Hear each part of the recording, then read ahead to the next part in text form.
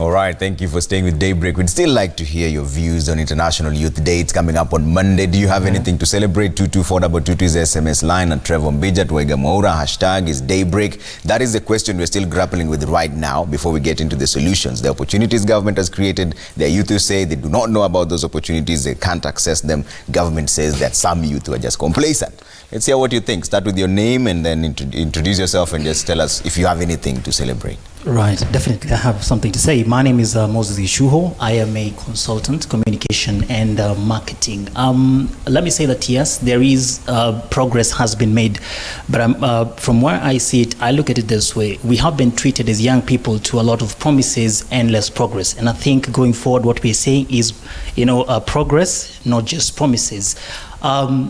Before I just look at, I would want to say that as young people, as much as we want to point our fingers, three are pointing back at us, and I want to look at us now as young people, and also being in this youth space. I think one of the biggest challenges with young people is that there is a lot of disorganization. And I say that because, being the majority in this country, I want disorganization caused by the young people themselves or by the system that they were. What's the origin of that disorganization? Disorganization caused majorly, it comes from not knowing. And back to your question earlier, you had asked, there's a question that you posed, and you see, my take again goes back to our leaders. You see, when a child does not know how to eat, you don't complain about them not knowing how to eat. You teach them how to eat. So if young people do not understand things about, let's say, these funds that have been provided by the government, it again falls on the leaders. What is my point here? I also want to challenge our leaders, and especially now that we have at least young leaders in the house. See, the whole point of you going to the mountaintop was not for you to stay at the mountaintop. It was for you to come down and bring more people to the mountaintop with you. The same challenges that are affecting our young people, 50 years ago, they're still affecting us. Talking about education, talking about, and we need to start focusing on bold solutions. Talk about talent harnessing to the parliamentarian, youth parliamentarian. Why can we not have bold policies? Don't just say that government is not an employer. Why can't we say that after graduating from universities and colleges, why don't we have the government picking up these young ones for 2 years, internship programs that is renewable, contract 2 years, and with that we will have set them for a base in their lives. That is actually a proposal that exists right now. They were advertised. Yeah. So there is something like what you said around that line. So are you celebrating something this International Youth Week? Very little to celebrate, I would say, because there has been a lot of promises and very little progress. That is what that is a premise through which I seek to look at this whole issue. So many promises, very little execution of the promises. Yes. And lastly, also, it is very, very important to understand that young people are saying nothing for the young people without the young people, whether policy or anything. Don't come up with solutions for the young people if you do not involve them. And involvement by itself, it's a very broad, it has a very broad definition. Don't just put them in a room and say, there was consensus and all that. We want involvement of the young people on. Are you happy with the current representation of young people in Parliament, in Senate, in the government? I would say that it is apt, and I would want to give them the benefit of doubt. I think because it has been 1 year since 2 years since they took office.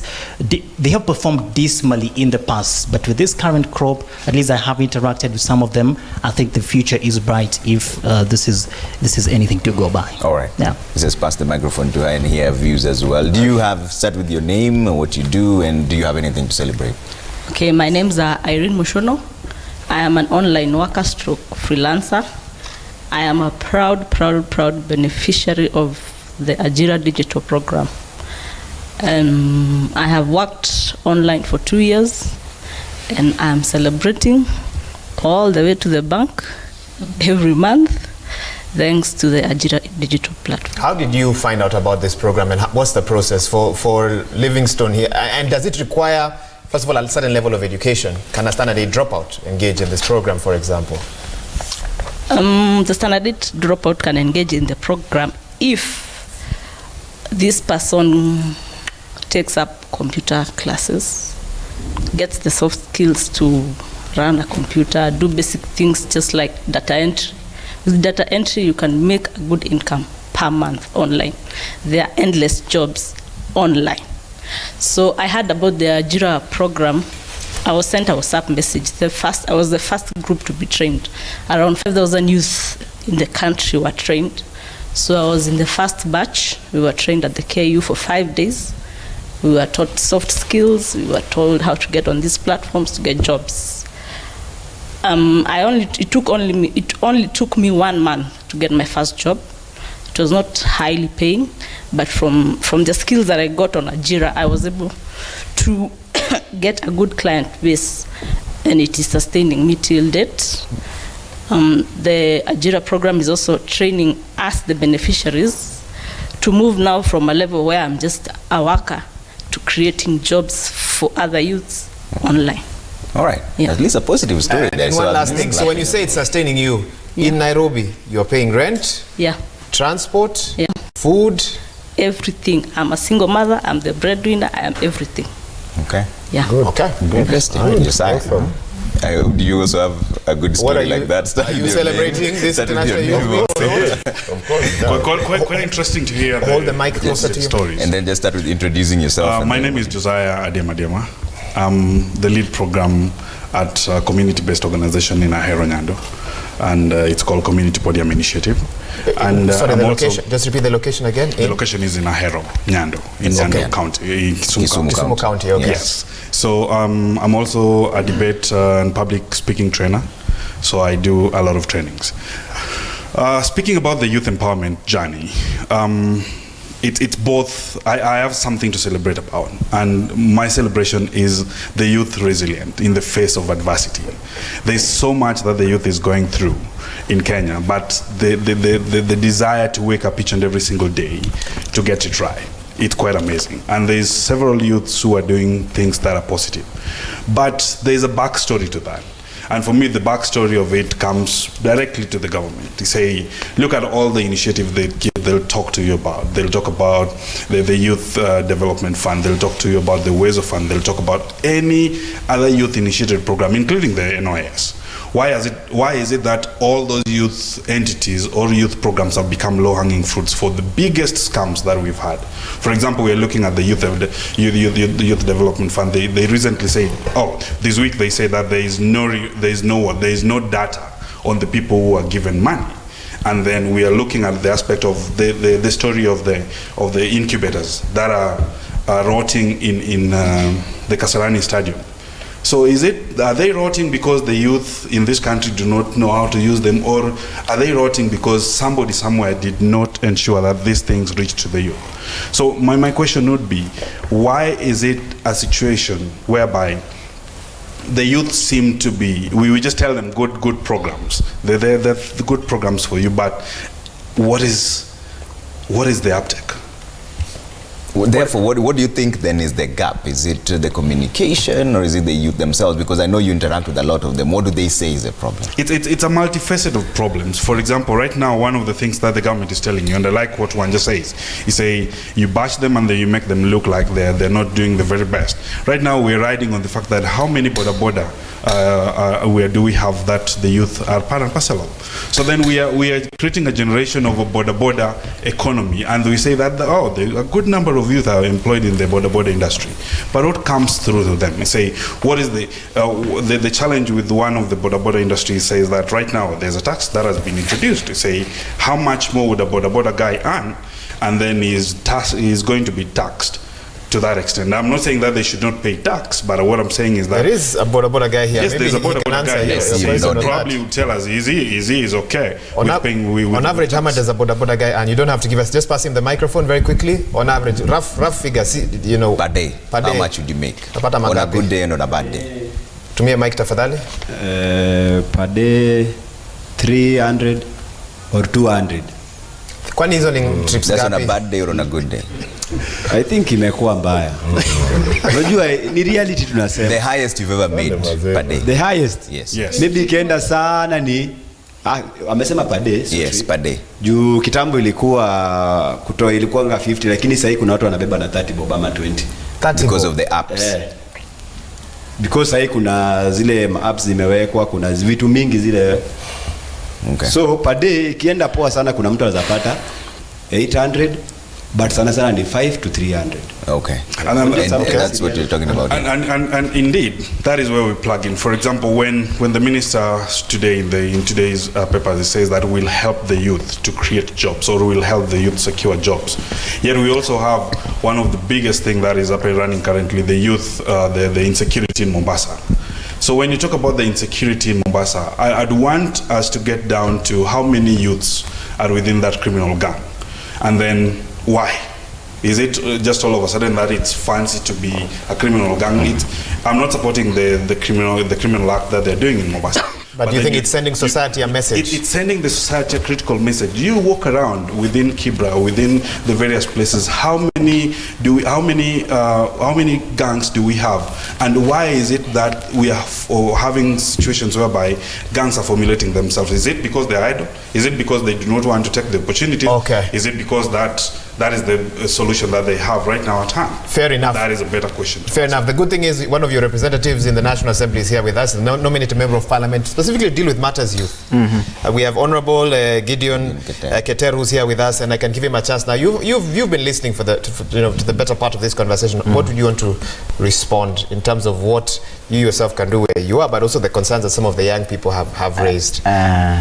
First of all, let me speak and remind everyone that this is our country, and because this is our country, let's look around.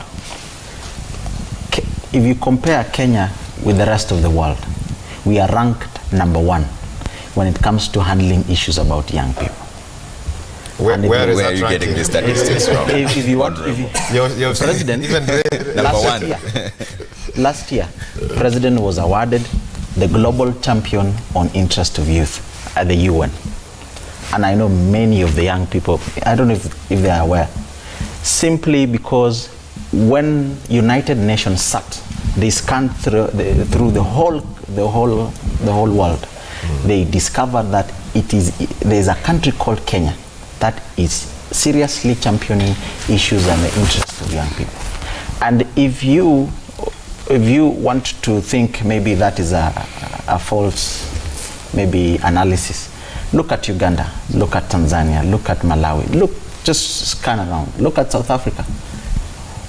Young people in South Africa are really complaining that they don't have a listening government. That's why they go to the street. So before we accuse our own government, let's see even the achievement that the government have made.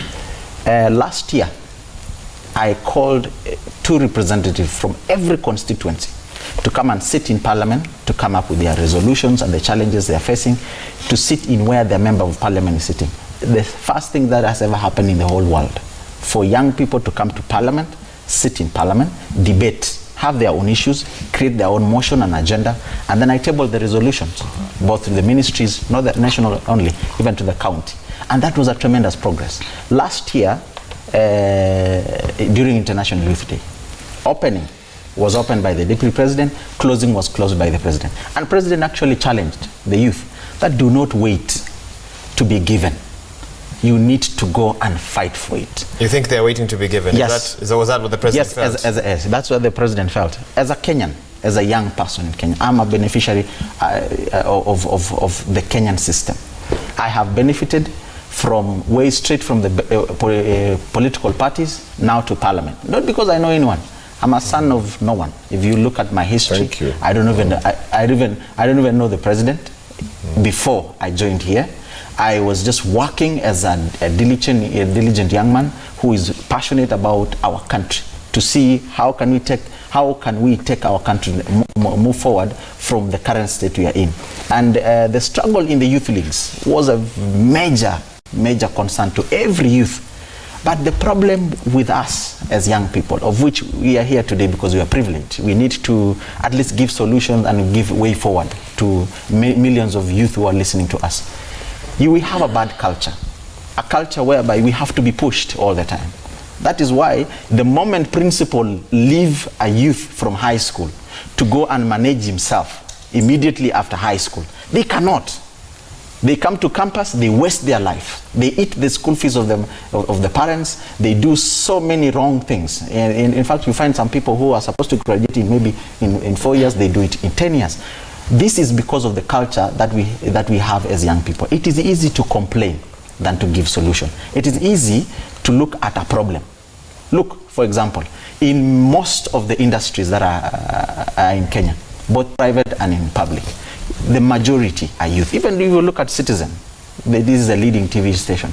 The employee, I think it is 90% who are here are youth. Isn't it true? Well, we haven't done this. You cannot confirm or deny that. Look even around. We're looking at 18 to 35. Yes, 18 to 35. Yes, 18 to 35, there are many. Even in this studio. Even in this We can neither studio. confirm nor deny that. What do we need? Just let's ask ourselves, what do we need? We just need an independent way of doing our things. Okay. A good enabling environment that enables you and me to work. Okay. I can give you statistics. Because government in section 5 of section 55 of our constitution requires the state to provide education, to train them and empower. And in all this, in this space, because there's a safe, last year we were dealing with safe spaces, and youth are having safe spaces in Kenya to actually do their own, to enable their lives to be better and serve them. When you go to statistics of ACPO, for example, because I've had many young people here talking about ACPO and inability to access it, I can tell you for sure, you see, these people who are running this institution are your brothers and sisters. They are Kenyans. And then the state just enforces the law. And we have good laws, isn't it true? We have good laws. And then when it comes to borrowing ability, it is very low. In fact, I was happy when you asked and mentioned that there was a company that were asked about some minutes. They were not able to provide. And do you want to ask ourselves that each state corporation does not provide capacity building? They do. Okay. But they don't show up. All right. They don't show up for this. And then when you go to I also agree. There are state corporations that do not comply with the 30% rule. Okay. They don't actually provide 30%. Hold that thought in a bit, and I'd like to hear what Wanja thinks on this. When you hear Honorable Ketere say, "Don't wait to be given," wake up. What comes to your mind? What comes to my mind is that we are headed to where I started, about the goat and the hyena in that analogy. And number two, Wahiga, if you really want to know, and Ketere, as he said, is a good friend of mine, they are doing the exams and they are signing it for themselves. It's like for me to do the exam and sign it. Number two is that I've noticed that all of them have this attitude that they have to talk down to the youth and not to let the young people talk for themselves. And that was the spirit and the intention of public participation. That was the spirit of the needs assessment. He talked about some things that are rotting at Kasarani Stadium. Then it begs the question, who is it who sat and said that these young people need this equipment? Then there must even be, there must be. And if I go back and talk about even some of the social ills, Trevor, some of the social ills you see here. We are talking about, for example, the border young people have spoken in their many, but as much as we are saying let them do the transport business, the stories we see on the media is that they are involved in thuggery and they're impregnating girls in Western Kenya. So the same border young people who are trying to make a living, they're also branded to be bad. They are the ones who are snatching handbags. And I'm not saying that's what they do. And number two, if I go back to the political process, because really I think the buck stops with the political goodwill. And I particularly remember the 2007-2008 political violence. And I remember in that report they said that one of the reasons why there was a lot of violence is because there was a group of young people who have nothing to lose. And that was actually in verbatim. And it begs the question, if the young people of this country are 70% or 65%, maybe the census will tell us exactly the number. Isn't it something that should be alarming to hear that the people who are 70% in your country feel like they have nothing to lose? I remember there's a time I asked a young person, if you are to get a visa to go to a country I will not mention, they said, I would go even I would not change my clothes. So we are also... They wouldn't even go home to pick their bags. No, they would just go to the Jomo Kenyatta airport. And you're also looking at issues like patriotism. You are telling a young person who can barely fend for himself, live alone for his parent, to have a patriotic spirit and to love Kenya. We are... when then they still tell us that, you know, if you go to South Africa are doing badly. We can't keep on comparing ourselves with the worst. It's like me getting a C and you're telling me a C is okay, after all they're people with ease. We have to always compare ourselves with the best. And what is the best? The best is the young people of this country are saying that we are able and we are willing to work. The government, we are telling them, stop this patronizing attitude of telling young people, of putting them in a certain box and telling them that they can't even write invitation letters. Then listen to them. And these young people are very innovative. And if you go around and if you listen, they usually have a lot of innovation. Let me ask you a question, because you sound very well spoken, and from the way you introduced yourself, you have achieved something in life so far. Yes. Your achievements, what do you attribute them to? Is it the system? Is it your hard work and personal initiative? Is it a connection? How are you what you are right now for young people? Because I'm sure there are people who had the same chances as you, but are not where you are. Wahiga, if I could start, and I like to acknowledge that I could have an element of privilege. And when you acknowledge that, then it tells you that I'm even open-minded to know that while I have privilege and I have parents and I was taken to school, then I could also be very emphatic to know that there are young people who are my age, I'm 28 years old, who did not have that privilege. In any case, if I could digress and say I have so many disadvantages, if I were to look at it that way, I'm disabled, I'm young, I come from one of those, and I would say that it took maybe a lot of, even, you know, being taken to school, having parents who are giving you an extra push, and that is not the template of other young people in this country. And therefore, if I come and say all young people are university educated like I am, it would be misleading and it would be patronizing. And therefore, I'm saying I acknowledge that I have bits of privilege, but I'm also saying that I'm emphatic to know that there are people out there who actually call government officials that whatever they are telling us to do, they call in the local slang, they say it's kipindre from the word kipindi. The government like to dramatize. It's a circus. So it's a circus. I don't know who is the monkey in that circus, but it's a circus. And therefore, if I will not get another chance to speak, yes, in briefly, because we need to take a break. You will get. Can you hold that thought? Yeah. We'll give everyone a closing thought as we come but back. to keep them brief, because now we're taking a short break. Also, 22422 is the SMS line at Trevor Mbija Citizen TV Kenya. Let's bring them up. Use the hashtag Daybreak. Let's see what you're saying online, and then we'll come and get final remarks from all our panelists really fast as we wind up. Peter Gisiri says, and men at 60 years plus being recycled in government works, but keep singing to youths to get self-employment. How? And yet there's no cash. Nowadays, we are seeing some of them turning down those opportunities. Waruta Edwin says the fourth estate has resorted to highlighting and exposing the various challenges the youth face as a means of gaining ratings and winning accolades. Okay, now it's on us. Come on. Youth are being used as Trojan horses. Stop being part of the problem and be the solution. Okay, so you see, isn't speaking about it part of the No, we are honest. We've put that tweet up. Okay, so we're not hiding anything. Harry Veritas says Kenya today, education is a non-issue. It's all about who do you know that knows who. Early retirement is not a solution. Either way, those who know people are who benefit after all. Youth are needed every 5 years and after every 5 years. All right, and we have Wanaina says, aside from reforming education, tackling youth unemployment, we'll also take commitment to funding research, educational programs and employment programs as well. This entrepreneurship lullaby doesn't work for most youth due to lack of knowledge and funding.